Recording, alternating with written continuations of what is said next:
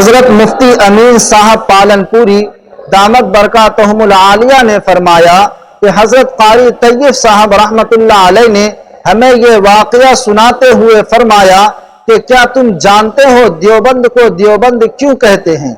پھر یہ واقعہ بیان کیا کہ دیوبند میں ایک مندر ہے جس کا نام دیوی کنڈ ہے۔ مندر کے برابر سے ایک تالاب بھی گزرتی ہے جہاں ہندو قوم سالانہ تہوار مناتی ہے۔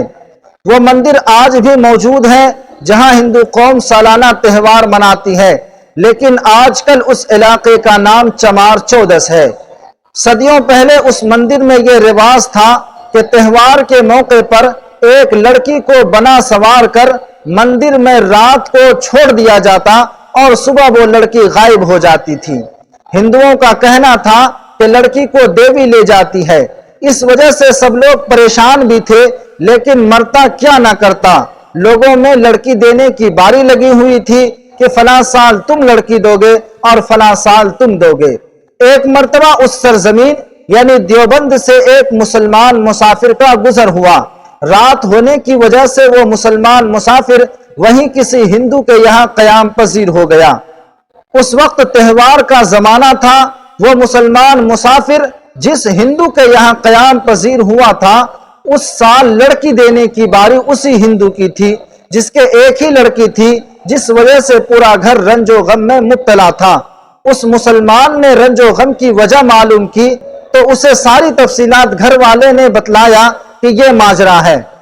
مسلمان مسافر نے اپنے میزبان کو تسلی دی اور کہا کہ گھبراؤ نہیں، اس کام کے لیے میں تیار ہوں۔ میزبان نے کہا تم تو ایک مرد ہو جبکہ وہاں لڑکی دینے کی بات ہوتی ہے۔ مسلمان مسافر نے کہا کہ تم لوگ مجھے بنا سوار دینا، گھونگھٹ میں کیا پتا چلے گا کہ لڑکا ہے یا لڑکی، وہ بھی رات میں کون سمجھ پائے گا۔ خیر جب وقت آیا تو ایسا ہی کیا گیا کہ اس مسلمان مسافر کو بنا سوار کر مندر میں ڈال کر باہر سے مندر کا دروازہ بند کر دیا گیا۔ یہ بات اس گھر والے کے علاوہ کوئی اور نہیں جانتا تھا۔ یہاں تک کہ صبح میں جب لوگ مندر پہنچے تو دیکھا کہ ایک مرد آرام سے مندر میں لیٹا ہوا ہے۔ لوگوں نے اسے جگایا اور اس سے تفصیلات معلوم کی کہ تم یہاں کیسے؟ تو اس نے ساری صورتحال بیان کی اور رات پیش آئے واقعات سے لوگوں کو باخبر کیا۔ واقعہ یہ ہوا تھا کہ جب اس مسلمان مسافر کو مندر میں ڈال کر باہر سے مندر کا دروازہ بند کر دیا گیا تو اس مسلمان کو بھی ڈر اور خوف محسوس ہونے لگا کہ اب کیا ہوگا، اور وہ ذکر و اذکار میں مشغول ہو گیا۔ رات جب تاریک ہوئی تو کیا دیکھتا ہے کہ اس تالاب میں جو مندر کے بغل سے گزر رہی ہے، مندر سے دور ایک کشتی ہے جس سے روشنی ظاہر ہو رہی ہے اور مندر کی جانب بڑھ رہی ہے۔ وہ مسلمان مسافر ڈر کے مارے قرآن کریم کی آیتیں جو کچھ اسے یاد تھا، آیت الکرسی وغیرہ پڑھنے لگا۔ کشتی مندر کے قریب پہنچی اور مندر کے دیوار سے ٹکرائی تو وہ کشتی واپس بہت دور چلی گئی۔ پھر دھیرے دھیرے کشتی مندر کے پاس پہنچی اور مندر کے دیوار سے ٹکرائی تو دوبارہ کشتی واپس بہت دور چلی گئی۔ اس طرح 3 مرتبہ ہوا۔